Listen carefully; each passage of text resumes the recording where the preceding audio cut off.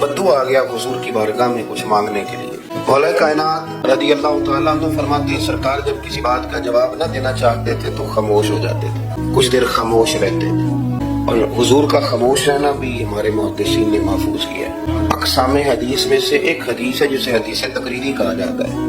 वो हदीस है जिसमें हुजूर खामोश रहे, कोई काम किया गया तो सरकार खामोश रहे। हज़रत मौला अली कहते हैं हुजूर ना खामोश हो गए, लेकिन चूंकि देहाती था, सादा था, उसे जब बार बार गुफ्तगू छेड़ना चाहिए तो फिर हुजूर ने फरमाया चल फिर मांग ले, क्या मांग ले, फिर क्या मांग, कर सवाल। देहाती था, सादा। मौला कायनात फरमाते हैं हमें यूं लगा कि अब ना ये आखिरत अपनी सवाल है, जन्नत का सवाल करेगा, लेकिन बड़ा ही सादा था। मांगने पे भी आया तो क्या मांगा, या रसूलुल्लाह सल्लल्लाहु अलैहि वसल्लम मैंने सफर करना है, मुझे एक ऊँटनी अता कर देते। हज़रत सुल्तान बाहू से किसी ने कहा कि बड़े लोग मुरीद होते हैं, तो फरमाने लगे रबदा तालब कोई नहीं मिले, जो मिले तालब ज़रदा। तो बहुत सारे लोग ऐसे आते हैं कामिल शेख के पास भी आके कहते हैं दुकान कोई नहीं चलती, ये तो किसी शेख से मशवरा कर लेते, कारोबार चलाने का आपको ढंग बता देते। ये यहाँ के भी आपने यही सवाल किया, यहाँ पहुंच के भी यही सवाल। तो नबी पाक सल्लल्लाहु तआला अलैहि वसल्लम से कहने लगा एक ऊँट देने आने जाने के लिए। हज़रत अली कहते हैं हमें बड़ा अफसोस हुआ यार, तो आया कहाँ पे और तो मांग क्या रहा है, तू बारगाह देख और अपना सवाल दे, तू कहाँ खड़ा है, क्या मांग रहा है। हुजूर मुस्कुराए और मुस्कुरा करके फरमाया कि ऊँट तुझे दिया, चल कुछ और भी मांग। हज़रत अली कहते हैं हमने कहा अब जन्नत मांगेगा ये, तो बड़ा ही बोला था। कहने लगा कि अगर आप कुछ और भी देना चाहते हैं तो ऊँट पे डालने के लिए कजावा भी दे दें। तो हज़रत मौला अली शेर खुदा फरमाते हैं हमें फिर बड़ा अफसोस हुआ कि यार देखो इतना चांस मिला फिर खो दिया।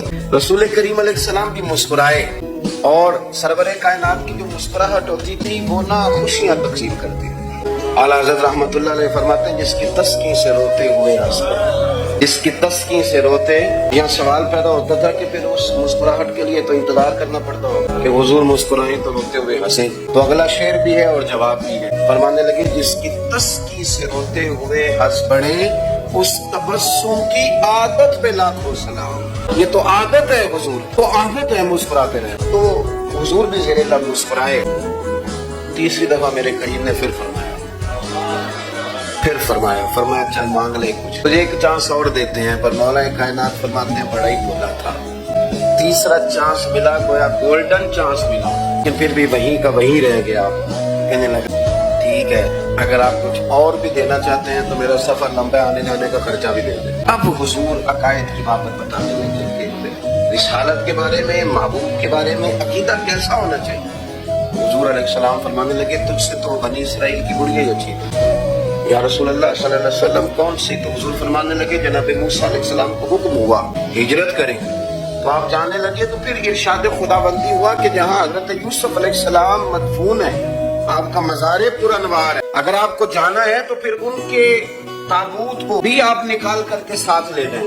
हजरत सैयदना मूसा अलैहिस्सलाम ने लोगों से पूछा तुम्हें पता है जनाब यूसुफ का मज़ार कहाँ है? किसी को नहीं पता। एक बूढ़ी अम्मा है ज़ईफुल उमर, उसको खबर है। हजरत मूसा अलैहिस्सलाम ने उससे कहा अम्मा तू बताएगी कि यूसुफ का मज़ार कहाँ है? तो कहने लगी बताऊंगी पर मुफ्त नहीं बताऊंगी। ये हुजूर बयान कर रहे हैं, बताऊंगी पर फ्री में नहीं बताऊंगी, मैं ना मुफ्त थोड़ी बताऊंगी। फरमाया चल तू अपनी कीमत बता बताने की। तो कहने लगी मैं इस शर्त पे जनाब यूसुफ के मज़ार का पता बताऊंगी कि आप मुझे जन्नत में वो वाला घर देंगे जिसके पड़ोसी जनाब मूसा अलैहिस्सलाम। आपके पड़ोस में घर चाहिए, इससे तुझी को मांग के मैंने मांग ली सारी कायनात। वो वाला मकान चाहिए जिसके पड़ोसी आप।